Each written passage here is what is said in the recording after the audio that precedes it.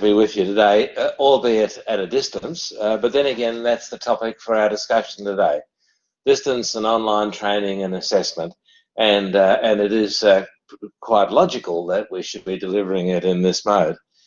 And I might say that we have been, of course, manoeuvred into this through COVID, and it's become now very much the standard process, but everybody is still a little bit unsure about what can be done and what can't be done. And part of the purpose of this workshop today is to discuss the kind of benefits and disadvantages and the risks, if you like, of going online and delivering at a distance, and to look at strategies that we might be able to put into place to minimise those risks. And even in some circumstances, we might have to decide that the risks are too great for us to accept, and under those circumstances we might put boundaries around what we deliver.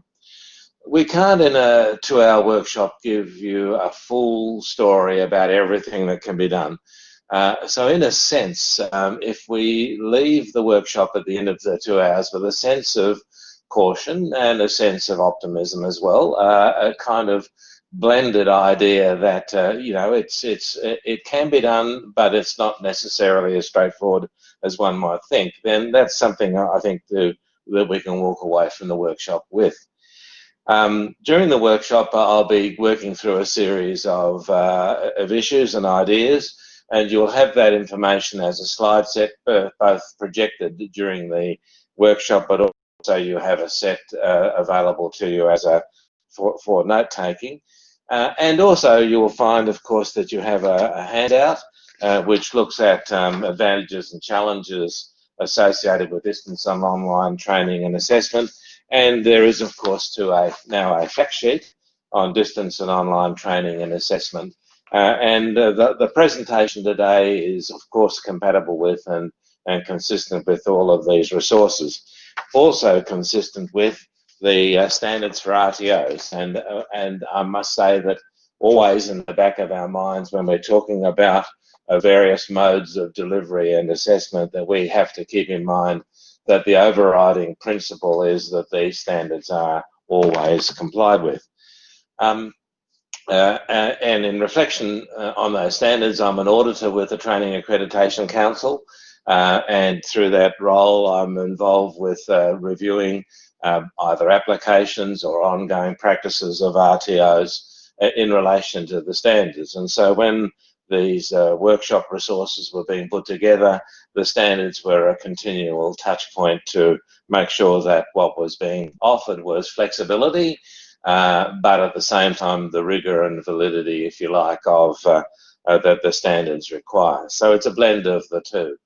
In my role as a consultant and as a TAC auditor, I not infrequently come across organisations that have not unreasonably tried to reach to a broader range of students through online delivery and remote delivery, and sometimes that's a high-tech approach, sometimes it's low-tech, such as using snail mail.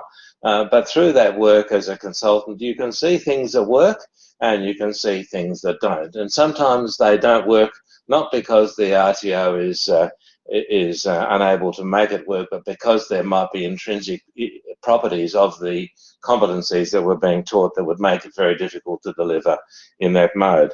So what I'm sharing with you today is the joint experience of myself and my colleague auditors and the TAC team to share with you ideas about distance and online learning. I might say that one of the issues, of course, with distance and online learning is who is producing the work, and we are going to later on talk about authenticity. And my name is at the front of this workshop, which would suggest that this is my workshop, but are you sure? Can you really be certain that it was me that did this? The truth is it was me and a team all together contributing to the building of this. And therein lies one of the problems. You are receiving this workshop through the online system.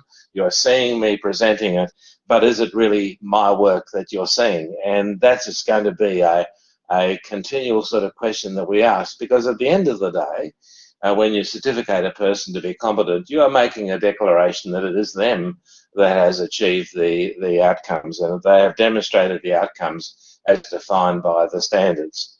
So our workshop today, our objectives today are to share with you those sorts of ideas and those sorts of issues, and to suggest strategies through which we might be able to address those. And at the end of the presentation, you'll see that there is a collection of resources. It is not surprisingly the vast collection of fact sheets that TAC has assembled over time. Those fact sheets all contribute to this, because when we come to distance and online learning, we're talking about a variation of medium. We're not talking about a variation in the standards. And therefore, what you see in the fact sheets and what you see in the standards and what you see in the new user's guide all applies to distance and online learning, and we need to keep that always in mind. So our topics for today is we're going to start off by asking, well, why are we going down this line? And so we're looking at drivers for distance, online and blended training and assessment. We're going to talk briefly too about the sort of ideas of distance, online and blended training. And then touch on the strengths and weaknesses of distance and online delivery, although rather than labour the point extensively in the presentation, I'll draw your attention to the fact that you have a document which is a compilation from a whole range of strategies used both here and in other places of the sort of benefits of training through an online medium, and for both for the learners and for RTOs, and also the risks or challenges as is described on this handout. So we will touch on that, but we won't spend a lot of time on that. Nonetheless, you may want to raise issues as we go through, and if you do, please put them on the chat room as a message. I can see your messages as they come up, and we can respond to them as we go. Then we're going to start thinking about, well, if we're going to implement competency-based distance and online learning, what do we need to consider? And so we're going to look at a range of issues that you need to consider, because it may well be that there are some things that simply are very difficult to deliver in that mode, and other things will be easy to facilitate through that process. Then look at tools to deliver distance and online learning, and tools to deliver distance and online assessment. And we're treating learning and assessment as two different things in this presentation, partly because it is when the process of assessment through which you declare a person to be competent. And so there's a different level of precision and a different level of rigour required when it comes to assessment, it does mean that we need to deal with those two issues as separate issues. And then finally, dealing with the concept and the idea of blending training and assessment modes, which would be online and distance, and blending that with face-to-face, which is a strategy which is often used, and we conclude with an illustration of what an RTO might do to have a kind of blended approach. So let's start off by looking at the drivers for distance and online delivery, and just think about what is making it popular. It's been there for a long time. When I used to work a long time ago in the university sector, we had distance education, but it was all done by snail mail. It was all done by us sending materials to the students in the mail, and they would send us their reports and their work to us by mail. And so we had that sort of notion. At one stage, we actually hired a small aircraft and flew to various sites where the students were located, flew tutors to them to be given some sort of assistance. Very scary experience, because in many cases we landed on dirt tracks approaching farmhouses in the remote areas. But you can see that this is not a new idea and it's not a new issue. But there have been some significant triggers, and of course from a community perspective, one of the considerable triggers has been COVID. And COVID has basically meant that people had less mobility, there was a need for social distancing, and so that was a significant driver in terms of adopting distance and online approaches. Indeed, one of the things that have been of concern is that people have often made the assumption that it was a simple process of simply dumping everything you did in the classroom online and assuming that it would all work smoothly. There are other reasons why the community would be considering this as a useful thing, and one of them, of course, is keeping their young people in the community. So one of the things that makes online and distance learning attractive is that communities can stay whole and that all the young people are not moving to the city or some regional centre for their training. Governments like it because there are a range of benefits in terms of savings. You don't need so much bricks and mortar to deliver online, and it can encourage decentralisation. So governments are keen on distance and online delivery wherever it's possible. Industry likes it because not only is it means that a whole range of people are getting consistent training, one to the other, but also that the training is more readily updated and that can provide access to a level of immediacy which is not necessarily there within the context of paper-based, classroom-based, sort of module-based delivery. Enterprises like it because the person can stay in the workplace and study online. Indeed, it's not uncommon to go into a workplace and find a worker is spending time at the computer advancing their skills and then going back and servicing the needs of clients, so that there can be a much more natural interrelationship between learning and doing. Or maybe I could say learning and earning, which sounds rather poetic. RTOs like it because it can expand your client base. You can get much greater reach, and in the state the size of Western Australia, having that client reach can be really very valuable. And not only is it means that you can engage more in terms of learning, you can contribute more to remote communities through the learning, but you also begin to build a loyal client base who maybe at some stage will participate in other aspects of training. And learners, of course, get the benefit of flexibility. There are certain cost savings in terms of not having to pay for transport and parking and those complexities.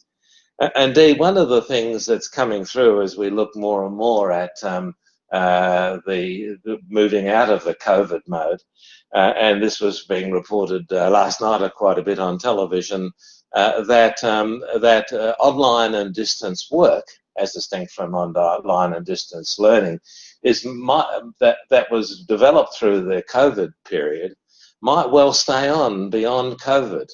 In other words, people were finding that there were distinct advantages in operating online as a workplace. And so what we're seeing is there is a push towards having either online work more frequently used, or a blend of online and office-based work. And the same thing may well be true in the training environment, where we have learned through this process that online can be a legitimate and effective way of delivering training, and under those circumstances we might stick to it, be well beyond those initial drivers of COVID that set us along this pathway.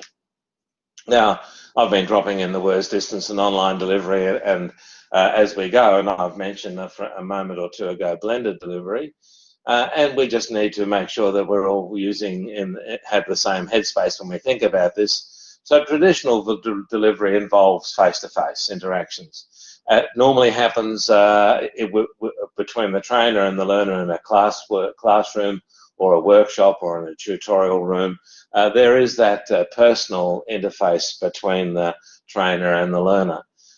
When we go to distance and online delivery, we are now dealing with delivery through a medium such as the internet or a postal service.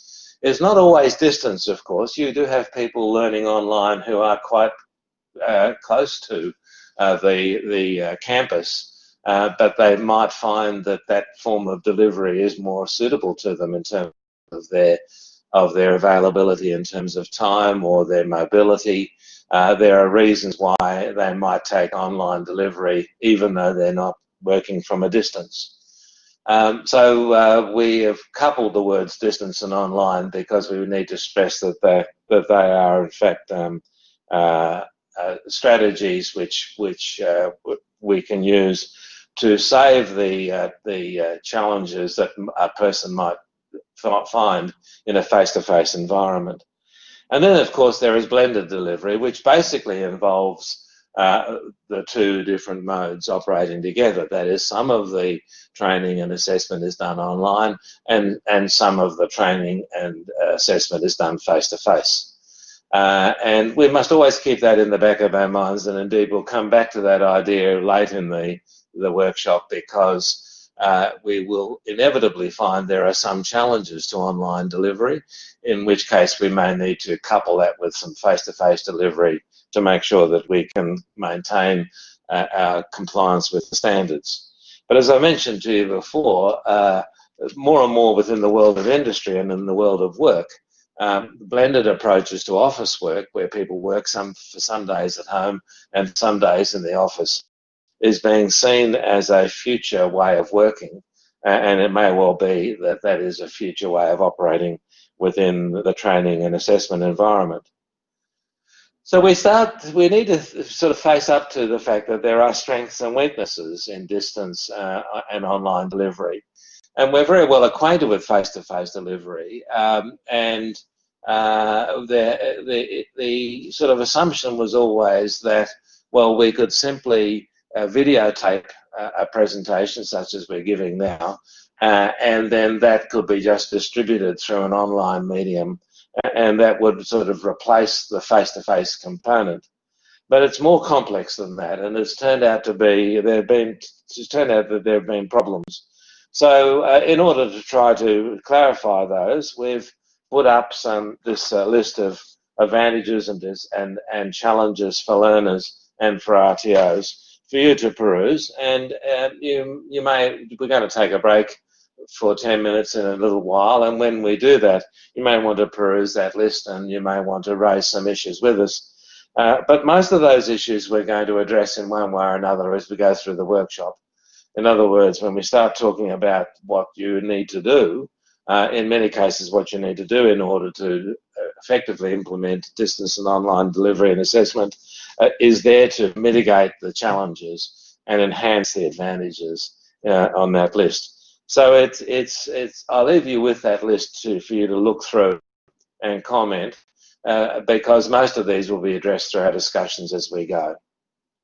There are also a set of considerations that we need to take into our minds when we are going down this pathway. And the list is very long. And it really is saying that it's not just a question of changing your curriculum materials and maybe changing your assessment tools, but you need to think of the whole plethora of things that you do as an RTO.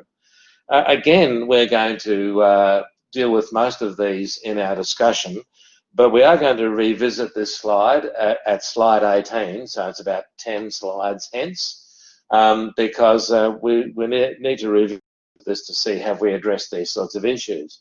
But you can see that lots of things we need to consider: the marketing, the unit requirements, what does the unit require in terms of training and assessment and delivery, and what does the competency comprise of? Are there regulatory issues and the vet standards themselves and so on? We won't belabor this list now, but later on when we get to slide 18, we'll revisit the list, and I've identified a few of these items which we won't really have confronted in our discussion, and we will deal with those more directly as we go. All you need to take from this list at this stage is almost every aspect of your work as an RTO is going to be impacted by a decision to go to distance and online delivery. It's not a simple process, it's one that is going to impact very broadly. So we need to think about the constraints to the implementation of distance online and blended delivery. We need to take that precautionary approach which says, what are the boundaries to what we can do? And in this part of the discussion, we're going to reflect on unit requirements. the very idea of competency itself. Does it lend itself to our context of online and distance delivery? We're going to ask whether there are some regulatory requirements which might limit our ability to go online and distance in our approach. We need to think about the resources and expertise and digital literacy of our current learners and what we are expecting of them when they make the transition. It's difficult for us as in the world of training and assessment to make the transition. It's also difficult for the learners. It's not necessarily something with which they'll feel comfortable. And we need to ask ourselves, are there any aspects of the VET standards, the standards for RTOs, that puts a boundary or a limitation in terms of our thinking about changing or developing into this mode. So let's start off we'll look at each of these four now in some details, starting off with the unit of competency itself. And the unit of competency basically, of course, is a blend of knowledge and skill. Knowledge, well, generally speaking, we can deliver that quite well through the delivery of a medium of online or distance learning. And indeed, in the higher education sector, it's been going that way for a long time. But the higher education sector's primary focus is knowledge. Universities exist to expand and develop and disseminate knowledge. In the VET sector, our primary focus is skill. Our task is to promote and develop and disseminate skills. And knowledge is there, of course, as part of the unit of competency, but the function of knowledge is to support and nurture the skill. So we have to basically ask the question, is there some sort of fundamental difference between our environment in VET and, say, higher education environment in terms of what can be done online? And the answer does come back to what's in the unit of competency itself. One of the unique features of the VET world is that we are working with skills and that we have units of competency. So we need to ask, are there particular aspects of the skill which would make online delivery difficult? And this list here gives you a sort of an indication that it's not all easy. For example, practicing an activity and observing an activity. When a person observes someone carrying out an activity through the medium of video or through the medium of online imagery, there may be things lost that would be seen in the real context, in the face-to-face context. There may be a need for specialised equipment which can be available on campus but would not be available necessarily at each remote location where a person was learning. There might be work placement requirements and experience requirements which may be something you can manage through the campus, particularly through workshops and simulations on campus, which might be very difficult for you to simulate or set up in remote locations. There may be aspects of the competency itself that requires interpersonal interactions and group activities where people have to participate in a team and demonstrate the competency within the context of a team. Again, something very difficult to achieve within the context of online delivery and remote delivery. And of course, the fact is that what you are hearing me, you are seeing me, but there are no other senses that are being communicated through the system. So there's no, if you are teaching cooking, then aroma and smell and taste and flavour, all of those things are significant in terms of both demonstrating particular strategies and processes and skills and practicing them and so on. I mean, they are very difficult to communicate through vision and sound alone. And under those circumstances, online delivery and, for that matter, online assessment might be very tricky. And then there are certain things which involve tactile touch, things which involve balance, pressure, kinesthetic, which basically means that sense of muscular movement that you might have in terms of various hands-on skills that are involved in the unit of competency. And where those are involved, they are going to be very difficult to communicate and observe within the context of online delivery. Cause and effect might be difficult to deal with, but you can create situations in a demonstration in a face-to-face environment and then observe the effect. It's going to be difficult to see those working within the context of online delivery. And finally, if you're teaching something like counselling or communication or customer relationships and so on, that somatic, that emotional engagement that's involved in a face-to-face activity is going to be something very difficult to communicate and then observe and assess within the online environment. This list might not be complete, but it's certainly enough to draw us back a bit from assuming that we can simply turn the competency into an online form. That merely seeing a person perform something is sufficient understanding of the nuances of the skill that is being demonstrated. So one of the things that we really need to ask very quickly before we launch ourselves into online or distance delivery is the unit itself accessible through this particular medium? And if it's not, then you might have to go to some other form, such as a blended approach, where you deliver some aspects, such as the knowledge, and some skills which don't involve these components. They can be delivered and assessed online, and then other things may require face-to-face, and so you would blend online with face-to-face delivery so that you ultimately were able to see the whole of the unit through different modes of delivery. But if you're going to be purely working online and purely working at a distance, then you need to understand quite quickly that there are some units of competency which simply can't be done that way.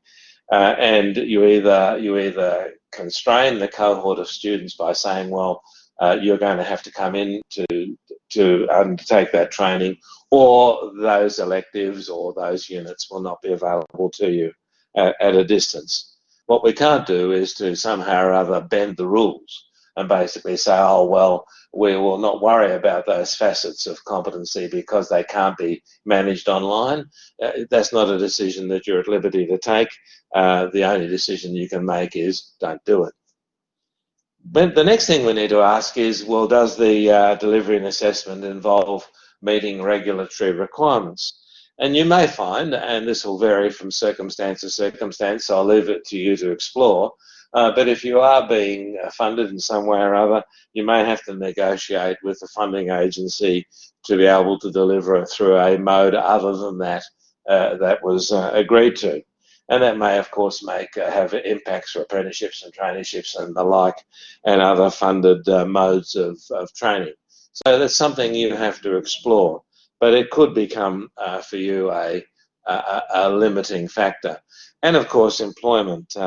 If there is an expectation that people are employed within the context of training, then there may be limitations that may impose boundaries to what you can do online at a distance. We also need to think about current learners, and I'm drawing a distinction here between current learners and future learners.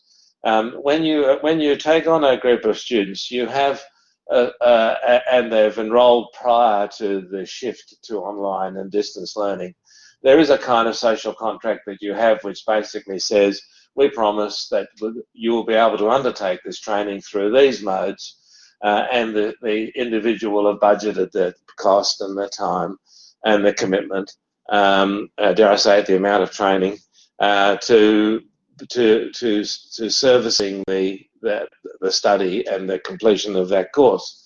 If you change the mode of delivery midstream, then you need to be very conscious of the fact that there are implications that students might have. You might have to think about implications for fees. It might change your fee structure. You might have to think about refunding to students who can no longer continue study because the mode is no longer compatible for them.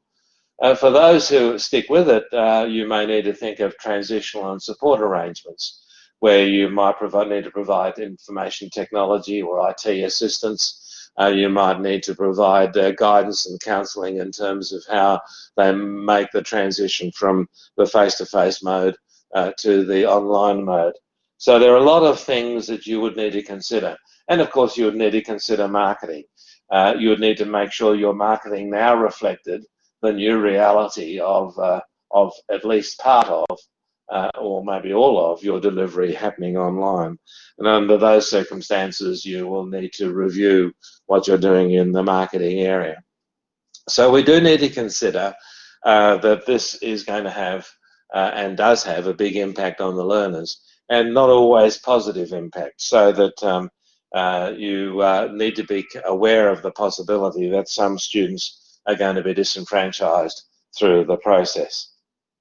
Finally, we need to ask, well, is it consistent with the VET standards? And when we start thinking about the VET standards, we understand that the VET standards are written without specific reference to specific modes. There are some points where online and distance delivery are mentioned. They are, for example, mentioned in the glossary. So it talks about it in terms of access and equity, and it talks about it or includes it as one of the modes of delivery. So the standards acknowledge that online and distance delivery is, in many cases, a legitimate alternative. And when the standards speak about the standards of training and assessment, they are speaking about the standards of training and assessment across whatever mode is used. But the standards then go on to say that irrespective of the mode of delivery, you must make sure that there is a sufficient and appropriate amount of training for the person to be able to achieve their outcomes. You need to make sure that there are appropriate learning resources. Now you're not working with bricks and mortar and you're not working with face-to-face. You have to start considering how is a person going to learn on their own in a remote location. What sort of resources are going to need to be prepared in order for that to happen. You need to think about virtual facilities such as chat rooms and Zoom and other kinds of ways in which the student can get a sense of being part of a class, if you like. You need to think about equipment, particularly information technology, both for yourselves and for as an RTO and for the learners. You need to think about educational support service, and keeping in mind that these students are now do not have, if you like, they're not in the embrace of the RTO. They're now operating on their own in relative isolation. And so the sorts of natural supports that come from being within a community of learners is not necessarily there. And of course, you need to think about assessment strategies. And many of these things we're going to touch on again as we go through today. But you can see that all of those decisions that you make in relation to all of those things must continue to comply with standards, and in particular, Standard 1. And finally, where the mode of delivery has changed, learners must be properly informed and supported or compensated. And that's picked up in Standard 4 and Standard 5. So although the standards themselves do not speak in any kind of direct sense about the issues that we're confronted with in terms of distance and online learning, they do make clear that the standards apply whichever mode you are operating in. And that does put us into a kind of both a bind and an opportunity. The standards are well known for both providing you with opportunity for flexibility, because they don't tell you how things must be done, but also a constraint in the sense that they tell you what the standards must be achieved in whatever strategy you apply. So they're there to keep us, if you like, keeping our feet on the ground and understanding that it's not a free-for-all. It's something that that we always is going to be constrained by those external standards. So we're going to take a short break, and it's only 10:30, and you may think it's rather early for a break. But what I would like you to do now in this break is have a look at the distance and online learning checklist of challenges and benefits. Have a brief look at the fact sheet. And think a bit about the sort of boundaries that apply, and come back to us again in about 7 or 8 or 9 minutes with some questions or some issues. So I would like to start the next part of the process with responding to questions or issues that you might have. What do you see are the biggest challenges or issues or concerns, particularly if there are challenges and issues and concerns that we haven't already flagged in our documentation? What we'll do after the break is look at learner requirements for distance and online learning, RTO requirements for distance online learning and blended delivery. Then we'll look at issues in relation to assessment, in particular authentication, and then we'll move on to revisiting that list of things that we need to consider and how you might assemble your online distance or blended delivery processes. So I would like to encourage you to take this break now. I make it 25 to 11. If we could reconvene in just over 10 minutes at 10 to 11, that will give you enough time to jot some ideas down and put them up on chat for us to respond to when we reconvene.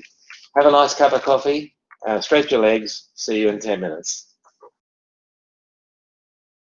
Okay, welcome back everybody. I'm pleased to say that the voting we're seeing here is that we've got over 80 people participating, which is fantastic. Some people might suggest that they're fake numbers, that it's been rigged, that we've been some kind of scam, but no, there are 80 real people participating in this, and that is a wonderful sense. We couldn't fit 80 people in this room. And what it's doing is illustrating the reach and the power of this approach to delivery. You do get fantastic reach and fantastic coverage. But there have been a number of questions raised, and I'll try and pick up some of these as we go. KA raised a number of issues. For example, she talks about distraction, and I think she's also referring to focus. That indeed it's difficult for a person working on their own within their kitchen or in their living room, or even if they've got a little study set up, to retain focus and avoid distractions.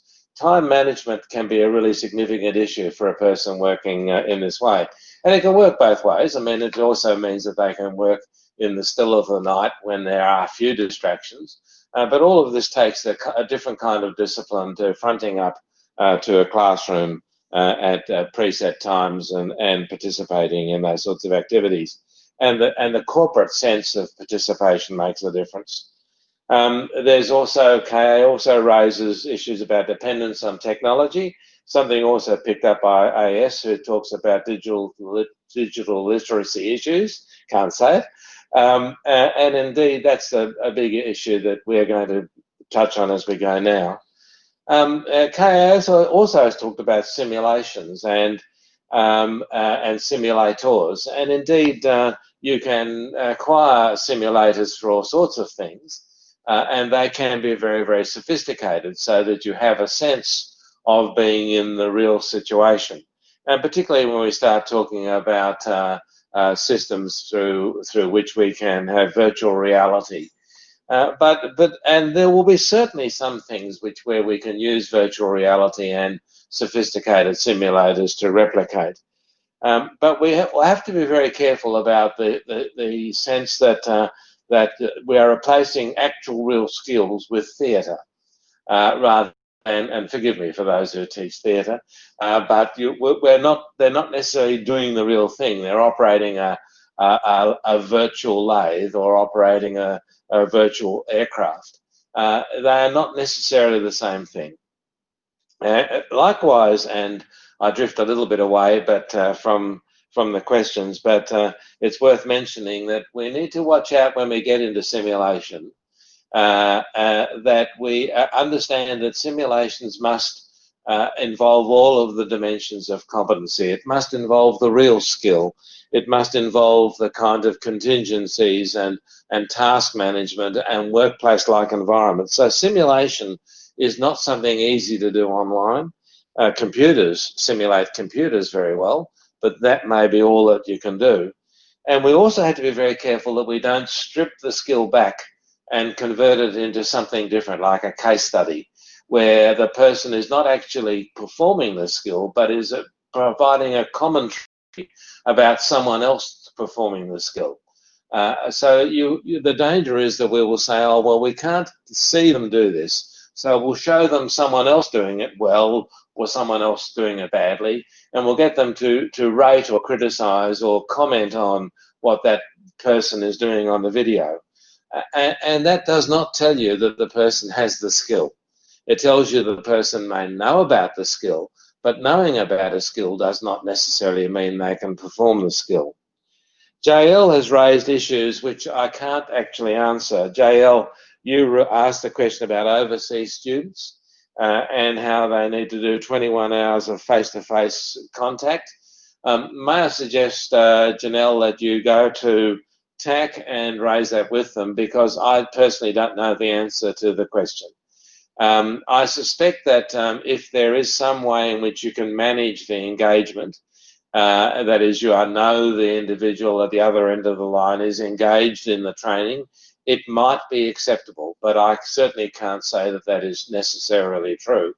Merely broadcasting for 21 hours does not constitute that there's been 21 hours of engagement. And so, Janelle, I think you need to follow that up with TAC or with those that are involved in the management of those sorts of agreements and contracts. AS talks about digital literacy, which I've touched on before, but it's an issue of great significance that individual students may find moving from a face-to-face mode to a digital mode a challenge, particularly in terms of the software and the hardware involved. SS talks about the fact that a two-dimensional representation of skills and so on can lead to misinterpretation. Then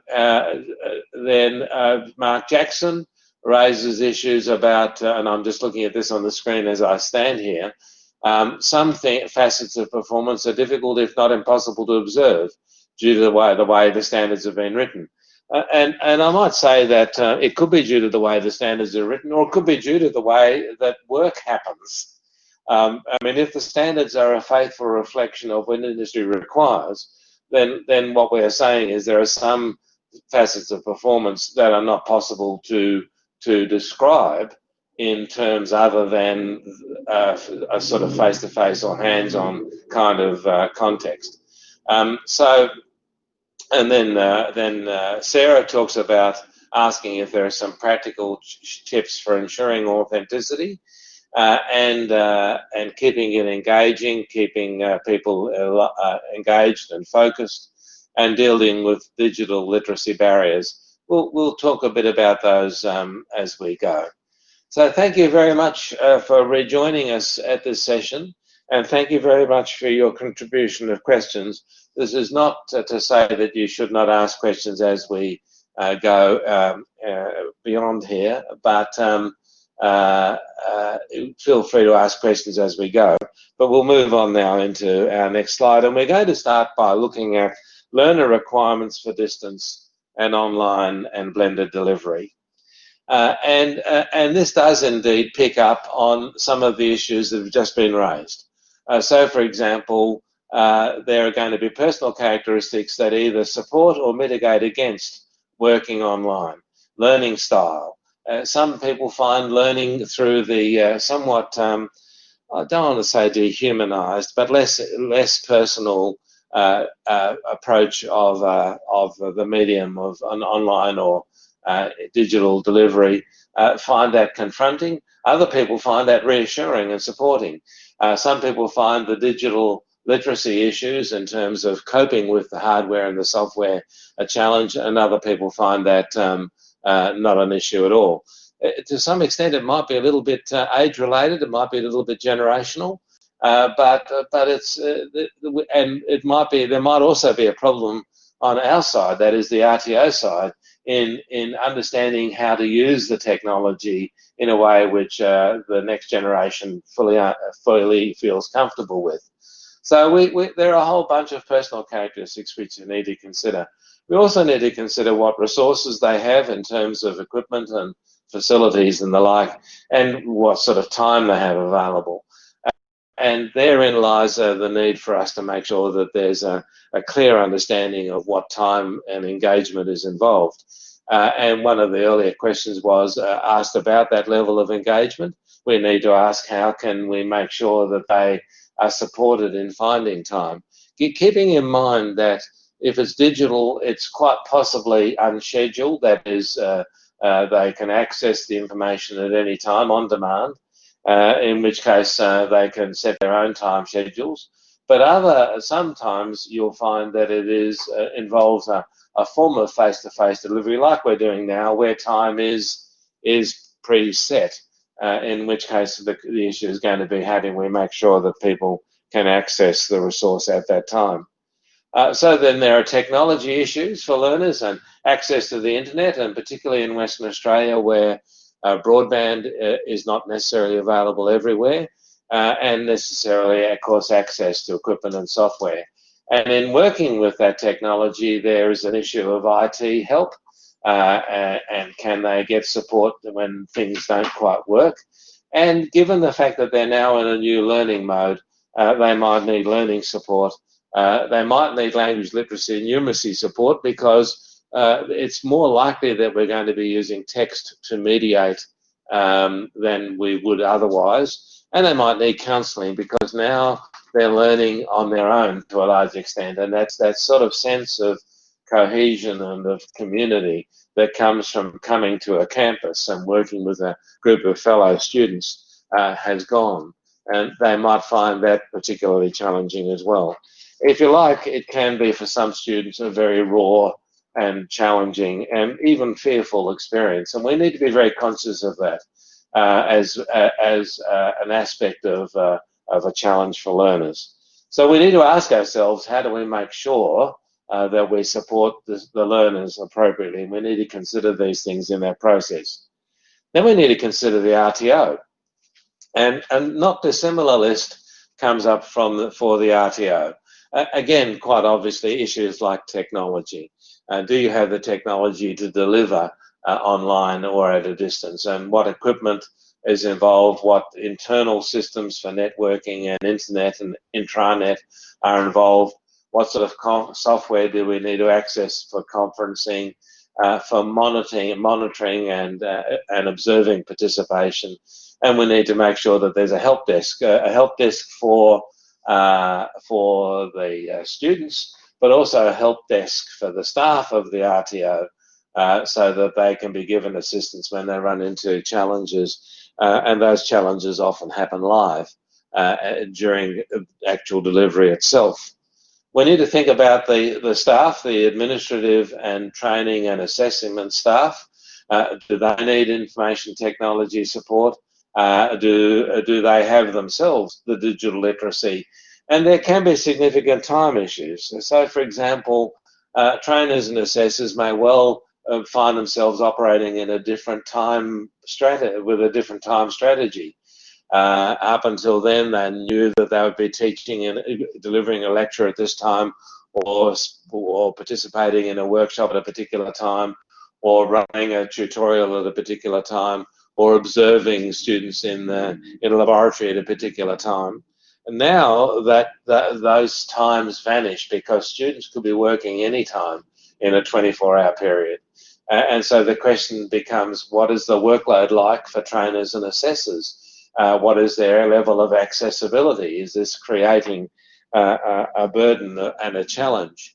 And of course, that becomes an issue for management, because how do you manage and contain the workload that might flow out of this particular process? When I was working in the university sector, I could be quite specific about when I was teaching, and when I wanted my own time. I could put a sign on my door which said, "Not now, please, I'm busy." But now with email and internet, lecturers can be bombarded with issues and questions and challenges and demands at any time of day of the week, or even on the weekend. So we are creating a situation where we need to manage effectively those sorts of loads. And of course, the management also needs to consider issues of security and confidentiality. If we go on with RTO, there are other issues. For example, you need to revisit your marketing strategies. You now need to make sure that your marketing reflects new arrangements and also reflects upon current obligations. So you may, in your marketing, need to reflect on different modes of delivery, and you might also need to reflect on your responsibilities as an RTO to provide a service if there are transitions in the future that need to be made. You, of course, need to rewrite your delivery materials. In a sense, recast them into a form which can be accessed by the individual, and that might mean packaging learning materials in a different way. You would need to make sure that if you're packaging or partitioning learning materials, that you didn't start dismembering units of competency. It really becomes important that you retain the integrity of both what you're teaching and what you're demonstrating. And so the rewriting is not, again, simply a process of lifting a body of material and then dumping it into the system. You've got to consider the fact that these materials now don't have the benefit of you sharing and guiding and nurturing students face-to-face. This is now going to have to happen in a different way. The materials are going to have to speak a lot more for themselves, and students are going to have to find within the materials themselves strategies for managing pace so that you allow for those who can work quickly or have a lot of time to commit and allow for those who are working more slowly and have less spare time to commit. And so you have a whole range of issues, and then of course you need to be able to monitor progress so that you can acknowledge those who are moving effectively through the resources, and progress so that you can assist and support and guide those who are finding it difficult. And finally, of course, but not by any means least, we have assessment issues. We need to ask questions about assessment in terms of how the assessment tools can now operate, how we can keep records of progress, and how we can make sure that the information we're getting and the evidence we're getting meets the rule of evidence of authenticity. And so we find Marla asking the question, how can we ensure that students are genuine and doing the task themselves? We find Peter, go back up again if you wouldn't mind. We find Peter talking about how we prevent plagiarism. And we are seeing a number of questions here. This is also an issue for on campus as students complete assessment tasks in their own time. So authenticity is not a new thing because it's a tradition in the past for students to be able to do assessments in their own time and for students to be able to do take-home tests. And all that we've done with the use of online medium is to facilitate that. Our problem is always going to be whether or not the authenticity of evidence we're gathering through these processes is preserved, the authenticity is preserved. So if we move on to the next slide, we need to start thinking about these issues. These are not insignificant issues. And as one person has already mentioned, this is a problem not only of online delivery, but a lot of face-to-face courses still use Blackboard or some other medium to deliver assessments. On some occasions, I have seen an RTO say, well, we are using Blackboard, but the students do it in an invigilated environment. That is, at a certain time, the students gather together in a room and they all complete the assessment under supervision. Well, effectively, the medium then is just another way of presenting questions and recording answers. It's not done in the student's own time. It is done in the time where there can be some form of invigilation. And you can then be sure that what you've got there is authenticity, both in terms of the identity of the person doing it and the product, that is the evidence that they produce. You still have to watch out for surrogacy. It's not been known, it's not been unknown that people have have sat in on behalf of others in an assessment on campus. But you can see that surrogacy or masquerade as forms of fraud can be exercised much more freely within the context of an online delivery. I did a course where I answered questions online, and there's no way in which the RTO that was delivering the course would know if it was me or someone else, whether I was colluding with someone, whether I had someone beside me giving me answers, or whether I had someone else was actually answering the questions. I might have even paid them to do it. I remember running a workshop for an RTO, and they provided me with their assessment tools, and there was a quite distinctive project for the students to do in their own time. When I Googled the title of the project, I found that through Google I could access people who would be willing to give me a copy of the completed assignment for a fee, so that I didn't have to do it myself. So these sorts of things are not uncommon, and indeed there have been recent press releases. Murdoch University, for example, recently swung across to an online assessment process for most of its course, or for many of its courses, and the report indicated that they discovered a significant number of students were fraudulently answering, either by getting someone else to answer the questions for them or doing it as a group. Whatever way you look at it, they were finding that lots of the evidence they were getting of the students' performance was not in fact authentic or safe or meaningful. At the time, the article referred to the fact that the university was not using a strategy to monitor the use of the keyboard in responding.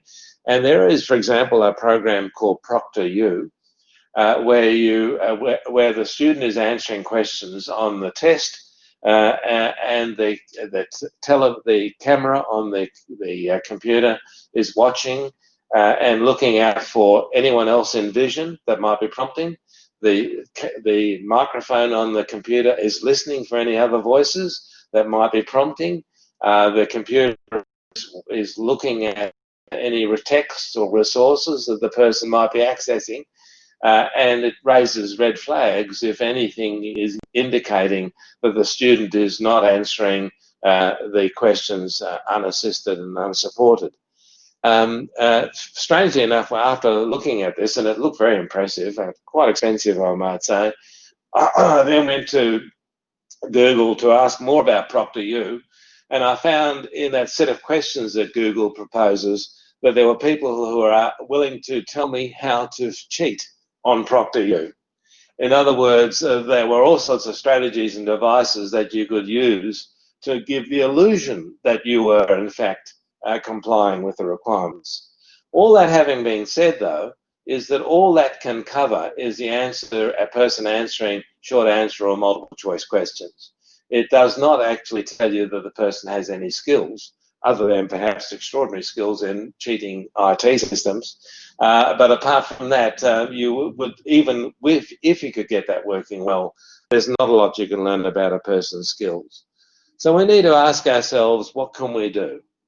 And this, of course, we need to remember that overriding this always is the fact that there are some things which simply cannot be done online in terms of skills.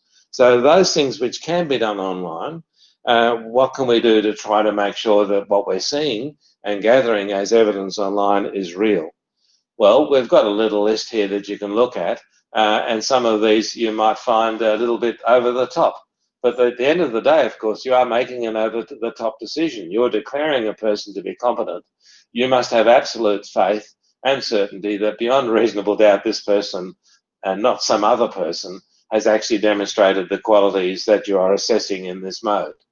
And so one of them is to use local facilities. In other words, places where they can be observed, a workplace or a school or another training provider, somewhere where they can be seen, and use local observers, someone that you can trust. Might be a supervisor or a teacher or a police officer or a pastor or a post office manager, just someone you can trust. Probably not mum and dad, but someone else that you can act on your behalf. They need not necessarily, they're not going to be assessors, they would be simply observers and their job is simply to establish the authenticity of the actions that are being recorded through the online process. But you might need to provide the observer with specific contextualized checklists, instructions. You might need to have some form of agreement with the observer so that you can rely upon them to give you authentic and meaningful reassurances. And you might need to monitor observers to make sure that they are doing their task effectively and authentically. So you can see that you can use local resources and local people to act as observers. I sometimes say rather cheekily at this point that if you're playing golf on your own and you get a hole-in-one, it didn't happen. You only get a hole-in-one if someone is there to see it happen. So observers are important in making sure that you know that that what you see is not just hearsay, not just a fabrication, but really did happen. You could use live or recorded video, and we're getting better at this now, that there is things like facial recognition and other kinds of strategies so that when we're observing something live or observing something recorded, we can carry out some forms of checks. And there is a range of new technologies. Of course, most mobile phones now have cameras. You could even use multiple cameras to give yourself not just a 2D vision, but a 3D vision. You've, of course, got other ways of utilizing technology to expand your awareness of what's going on. And so I'm hopeful that we will get to a point, particularly as we go up in the Gs, you know, from 4G to 5G and who knows, we will be able to get more and more information that gives us more and more confidence that what we're seeing is real and authentic, and we're able to get enough information to be able to make some form of meaningful judgments, albeit that there are some things which the vision and sound cannot convey. We can use surveillance software, and so there is software for facial recognition. So there are strategies that we can use which utilize the technology and the increasing bandwidth of the technology. And I'm hopeful that we will see that. I don't think we've reached that point yet, but we can certainly see it coming as we get more and more bandwidth and more advanced technology. You can use follow-up calls, and the example I gave before where I did a course online, there was no way of knowing that I was the person answering the questions. And about 5 minutes after I finished the course, I got a phone call from the RTO saying, "Was that Russell Docking?" And I said yes. And had I just finished, completed this course? And I said yes. But of course, they didn't know it was me saying yes. So it could have been someone else saying yes. Someone else willing to answer on my behalf would be willing to fake a phone call on my behalf. So the use of follow-up calls is not of itself safe unless you have some other way of verifying, authenticating the person you're talking to. I mean, you've got even less information than you have from video and audio. But probably the most powerful way is to think about using blended assessment. And blended assessment basically says, well, there are some things which we'll be able to measure online. Let's do that. And there'll be some things we can't measure online. Let's do that face-to-face. So in a workshop or in a simulation, some sort of circumstance where we have engineered a circumstance where we can see the skill being performed. And we can use that face-to-face time not only to see those things which we can't measure online, but also to authenticate or verify those things which we did measure online. So we could use the time to ask some questions about, say, a knowledge assessment that we'd already administered. And under those circumstances, the face-to-face component serves not only to provide us with an ability to assess things that otherwise could not be assessed, but it also gives us time to authenticate those things which we did do online. Of course, there are other things about that face-to-face campus component too, in terms of cohesion and community and supports for students and so on. So that concept of blending might be the way in which we overcome the intrinsic boundaries or limitations associated with a particular unit of competency and the particular challenges of authenticity when it comes to assessment. So you can see that the strategies, I said to you before at the beginning, these look a bit over the top. The truth is we have to be over the top. The rules of evidence are not ambiguous. We must be assessing in a way which is valid. Therefore, we cannot turn a skill into a set of knowledge questions. That would not be valid. We cannot leave certain skills out because they don't fit the online mode. That would not be valid. So validity says both the form of assessment and the content of assessment must comply with the unit of competency. Then sufficiency says, well, we've got to get enough evidence, and that could be something done, but a lot of bad evidence does not add up to good evidence. So we don't just simply say, oh, well, we're not sure about this, so we'll do it 2 or 3 times, and then we will be sure. I'm afraid it doesn't work like that. If you cannot assess this thing online, then more bad online assessment is not going to make it good assessment. Then there's issues of authenticity. Do we really know it's this person? If we have vision as well as the digital information, then we may be able to get some sort of confirmation through face recognition. But it's still possible for people to fraud the system, and we have to watch out for that. So authenticity is an issue. Currency shop probably is not going to be an issue because there's a here and now aspect to it. But nonetheless, it might be possible for a person to, in fact, present evidence from the past that is no longer evidence of what they can do now, because we are not seeing them do it, but they're simply accepting what they've downloaded digitally.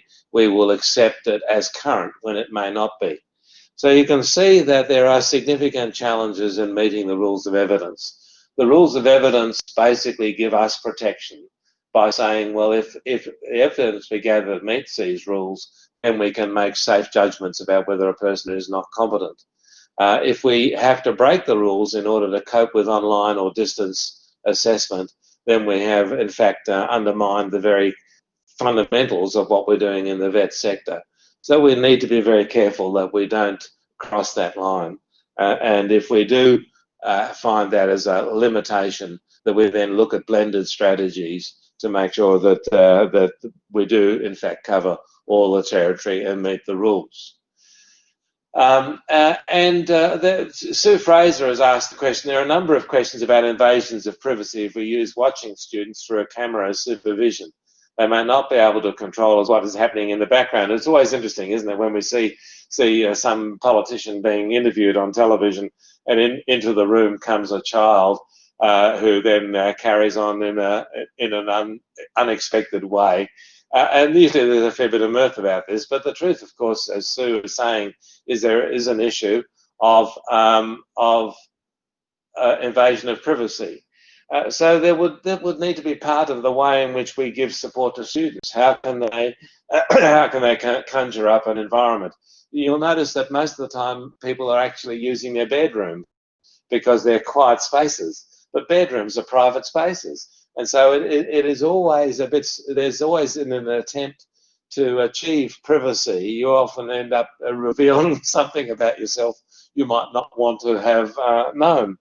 So your question is really fair, but there does need to be this understanding that there is a kind of agreement or a contract between yourselves and the student. The student needs to be reminded of the fact that the camera is looking at more than them, that it is looking over their shoulder, it is seeing the other things in the place and hearing other things. Again, this might be generational because people are using now systems in their homes, like Siri and so on, which are continually listening to what's going on in the room. Otherwise, how would they respond when you ask it to do something? There are television sets now which are continually listening to what's going on in the room in order to take instructions.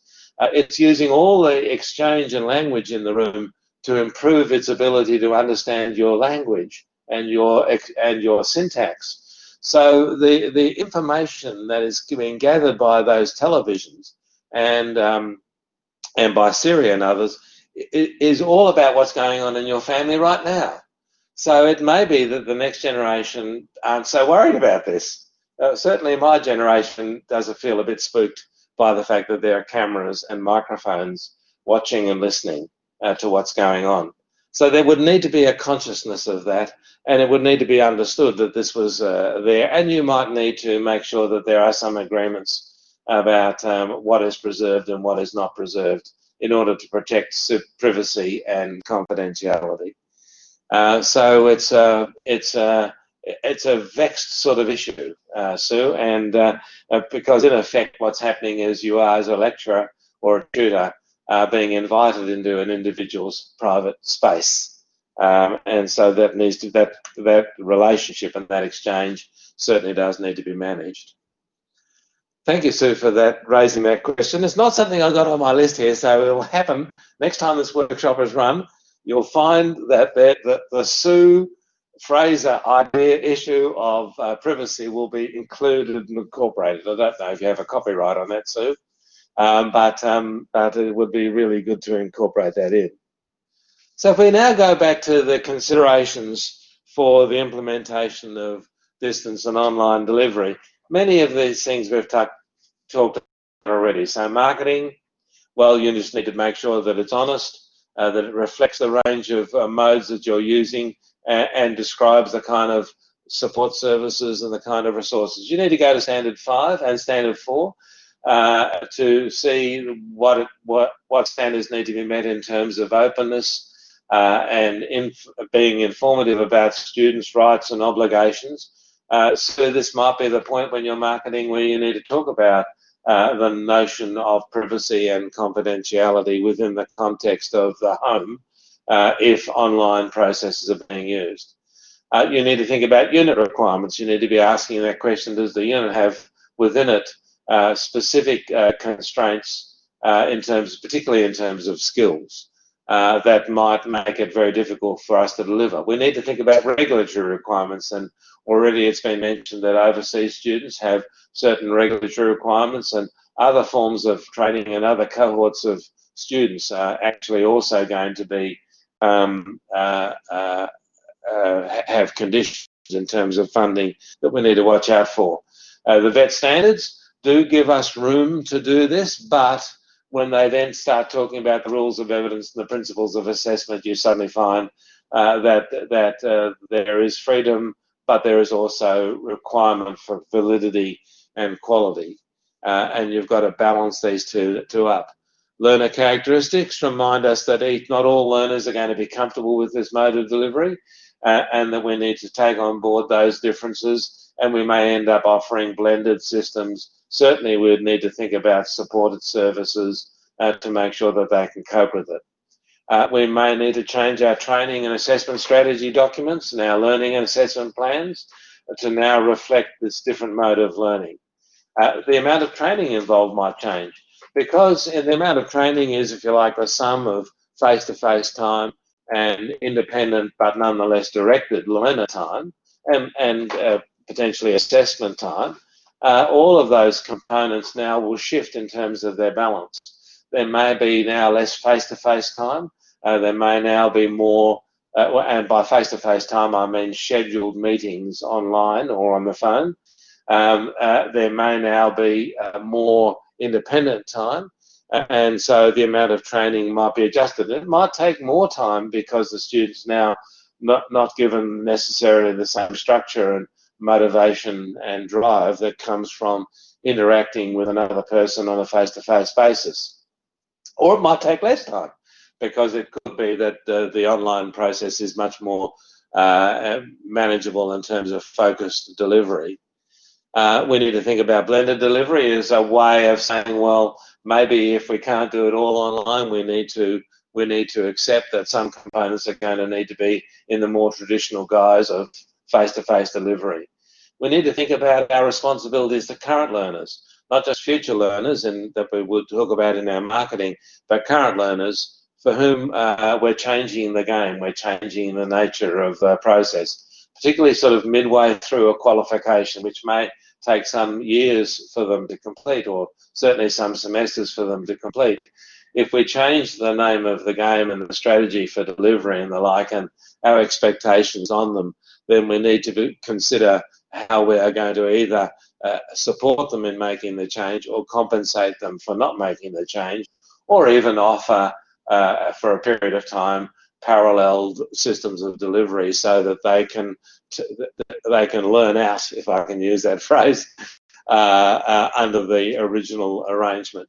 We need to think about the students' technology and our technology.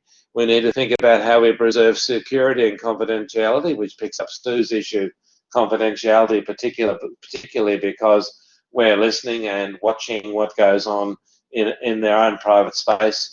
We need to think about the students' costs and time and our costs and time. We need to think about student support and to the extent in which we're going to need to give them IT support and language literacy and numeracy and other support so that they can manage in this environment where probably language and text is going to be a stronger mediator. We need to think about trainers and whether our trainers have the expertise to make the change and whether they need support. And we need to think about workload because now the task is not so clearly defined for them in terms of packages of time that are associated with traditional face-to-face delivery.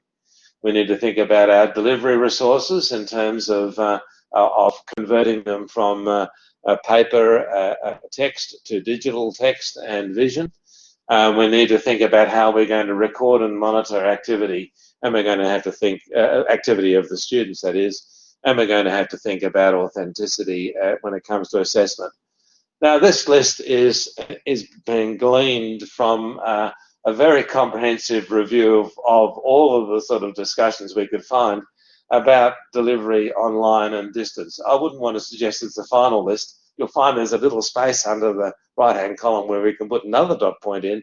So if you've got another one we could pop in, and perhaps that's where we pop in Sue Fraser's issue of privacy, then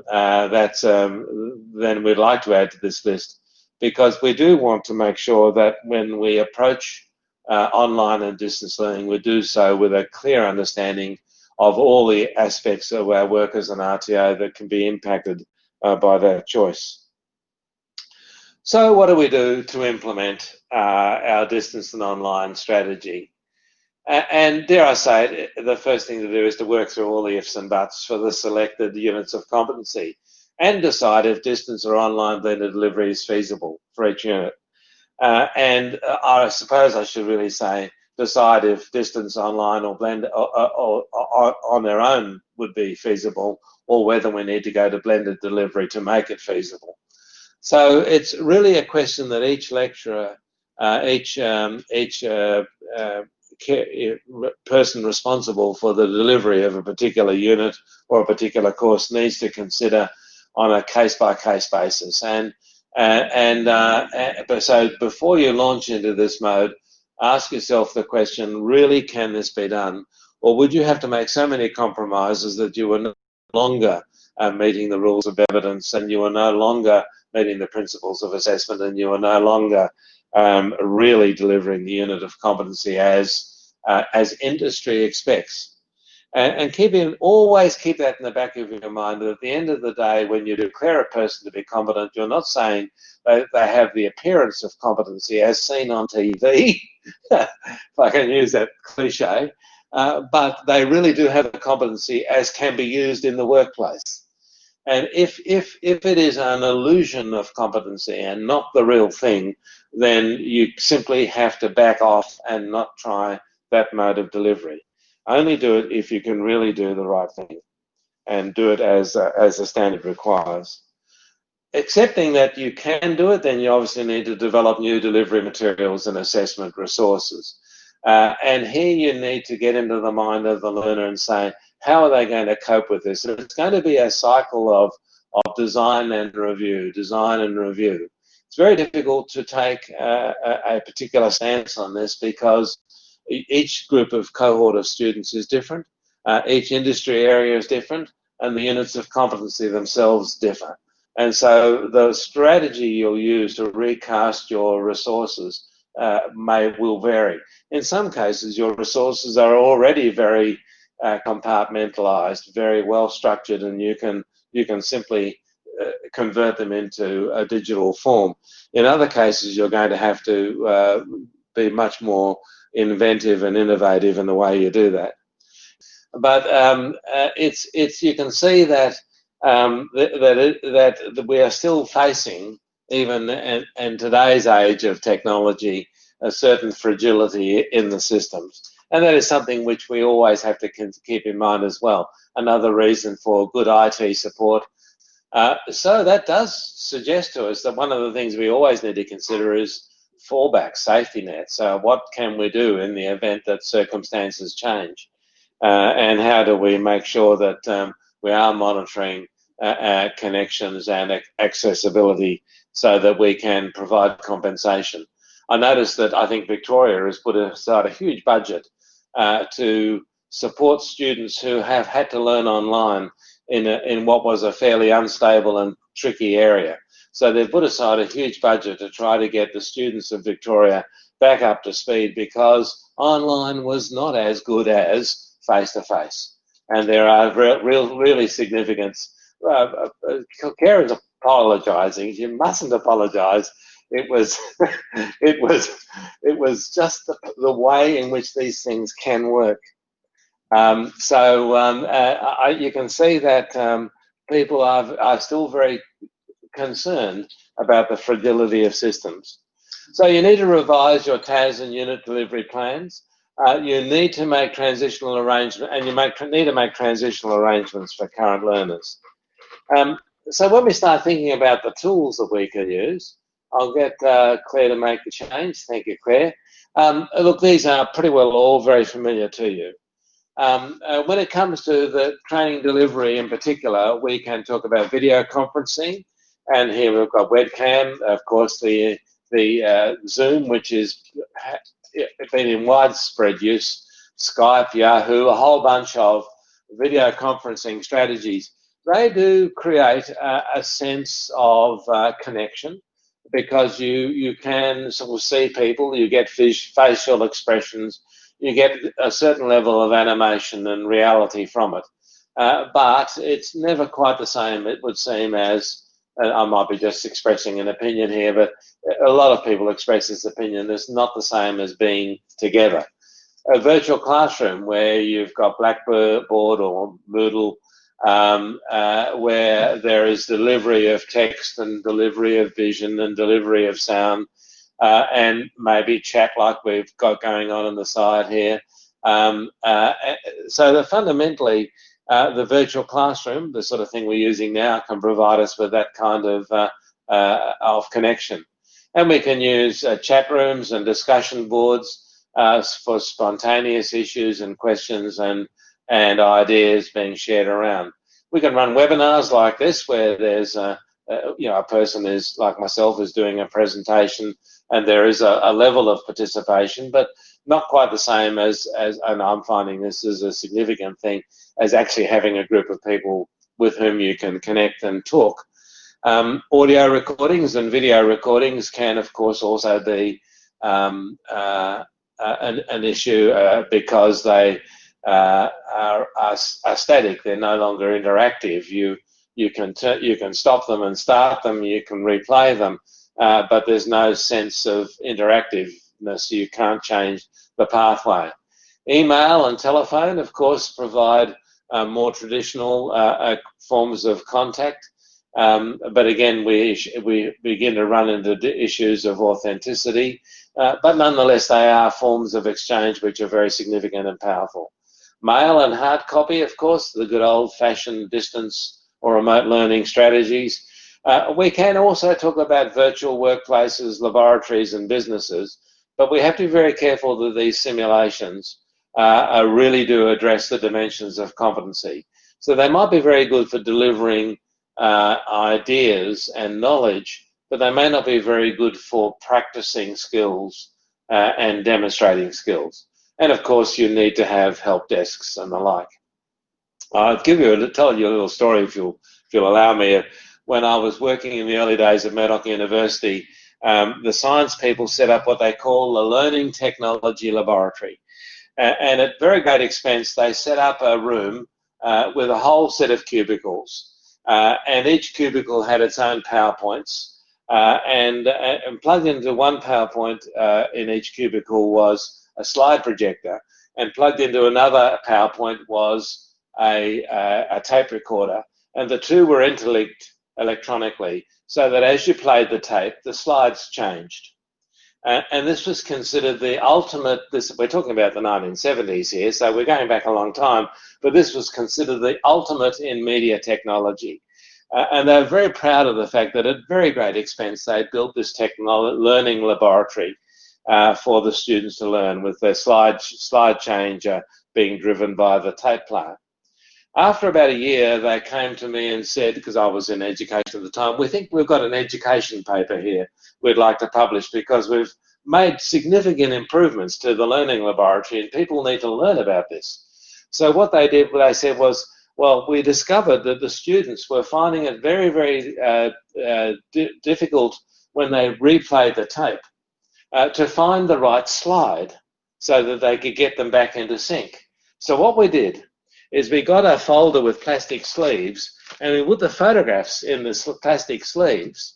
So a folder like this, plastic sleeves, put the photographs in the plastic sleeves, and then if they wound the tape back a bit, they could flip back to an earlier picture and be back in sync with the tape recorder. And this was fantastic. They were very proud of it, but then they discovered that the students couldn't find where they were on the tape recorder. So what they decided to do was to take the words off the tape recorder and put them underneath the picture. So that they had this thing which was plastic sleeves. On each page was a picture and words. And they got rid of the tape recorder because the students couldn't find their way around it. They got rid of the slide projector. So in each cube with its two PowerPoints was this plastic sleeve. And I said, I don't think you've got a paper there. And they said, why not? And I said, what you've invented is the book. All you've got there is a book. And they sort of shocked because they thought that they had advanced technology beyond the slide projector and the tape recorder. What they had done is gone back to the book. And what I guess I'm getting at here is that it's awfully easy for us to get carried away by the technology. And in doing so, we often discover that the more basic ways of learning, the ways of learning, dare I say it, the traditional ways of learning, in many cases, the best ways of going. And under those sort of circumstances, all of these strategies here, we need to ask ourselves the question, are they really advancing us? Are they really moving us forward? Or are we just changing for change's sake? Are we really getting better quality learning from these? I think in many cases we will get better quality learning, but we have to ask the question. We have to ask the question, can it be done and should it be done? And then we can move forward. When it comes to assessment, we have a similar sort of issue, and that is we need to ask, well, what sort of tools can we use for assessment? Well, we can use automated assessment systems. We can use quizzes. We can use online observation. We can use projects. We can use recorded evidence, and we can use third-party observers. What we always need to ask always is what we're observing the real thing? Is it both authentic in terms of the person doing it? Is it authentic in terms of what we're seeing is the real skill? And are we able to see all the aspects of the real skill through this medium, or are there some aspects of the real skill which we can't see? So we do have a whole range of strategies, and indeed many of these are available online, or at least for purchase. We can download a whole lot of systems for carrying out assessments. What you'll tend to find is that most of them really are just about multiple choice knowledge questions. And in many cases, they do not actually tell you what you need to know. And under those circumstances, they might be good for formative assessment. And one of the questions that popped up in my peripheral vision here from one of you was, can we use quizzes for formative assessment? And the answer is yes. If you're wanting to use, you can use quizzes to monitor participation and monitor engagement and monitor comprehension, because you're not making a judgment of competency, authenticity is at the student's risk. When it comes to making a judgment of competency, now it's at your risk, not the student's risk. It is at your risk and the community's risk and the RTO's risk, and therefore you need to take slightly heroic steps to confirm authenticity. When it comes to formative assessment, it's about the student's risk, not your risk. And so quizzes and these sorts of strategies obviously work very nicely when it comes to formative assessment. Well, we're going to wrap up soon, and I know that we're running well ahead of time, but then that's the way it is with this workshop. We didn't quite know how long it was going to take, but we will have good time for questions to be dealt with if there are other questions that people want to raise. But Kim, for example, says some training packages have made the knowledge so much to the nominal hours that we've had to go online learning to get all the practical units done, and therefore knowledge goes online. And Kim, I can understand that sort of process. What Kim is saying is if the body of knowledge is so huge that you can't necessarily address it effectively on a face-to-face mode, then online would be good. And as a form of delivery, particularly delivering knowledge, online is excellent. The problem really only comes, Kim, when it comes to making a judgment of whether a person has demonstrated and has internalized that knowledge. That's where it gets tricky. So yes, you can utilize that for knowledge. And what Kim is describing here is a blended approach, which is what we're just talking about now on this slide. But fundamentally, Kim has said some things we'll do online and some things we'll do face-to-face. And those things which we can do well online, we'll do well online because there are savings in terms of time and effort and load. And it's also responsive to the individual needs of students in terms of their available time. And under those sort of circumstances, fine. But then I think Kim is also saying that other aspects of things, the practical things, will be done face-to-face. And it enables you to redistribute the way in which the face-to-face or campus time is used. And that, in that sense, blended enables you to make the best of both modes. So always ask yourself the question, is this something which we should do blended? And keep in mind that the blended time, that is the face-to-face time, is not only used to deliver information that and skills that can't be done online, but it's also a way of time that you can use to authenticate that which you did get online. There is in fact a bonus in terms of that time together in the blended mode.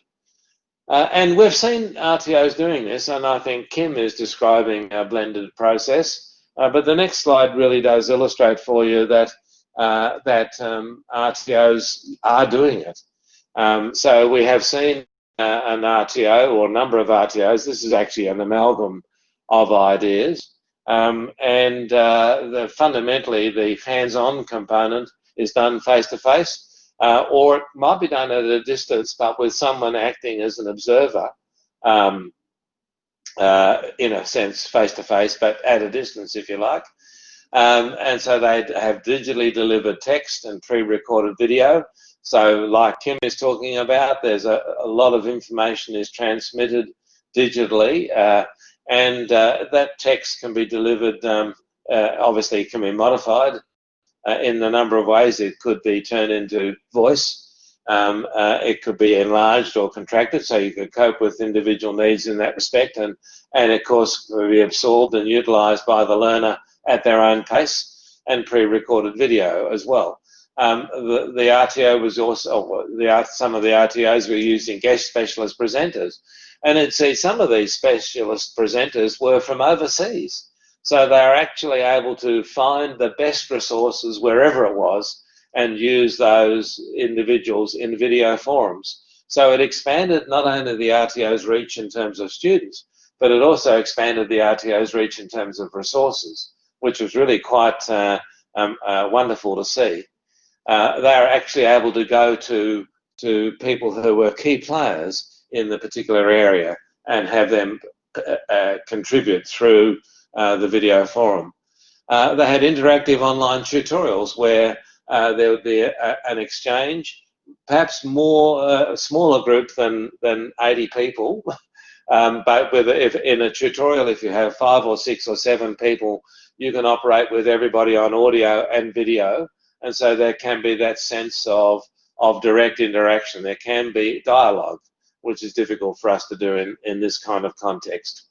They might have informal discussion hubs where people would engage in discussions or disengage from discussions or stimulate or create discussions through those.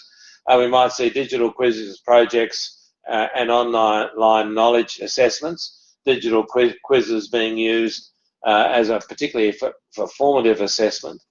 We might find email and teleconferencing with the trainer and assessor. So there is that sort of personal exchange, sometimes at scheduled times where the trainer and assessor says, I'll be calling you at such and such a time, please be there so we can have that conversation, that dialogue, maybe some feedback, maybe some assistance, maybe some guidance.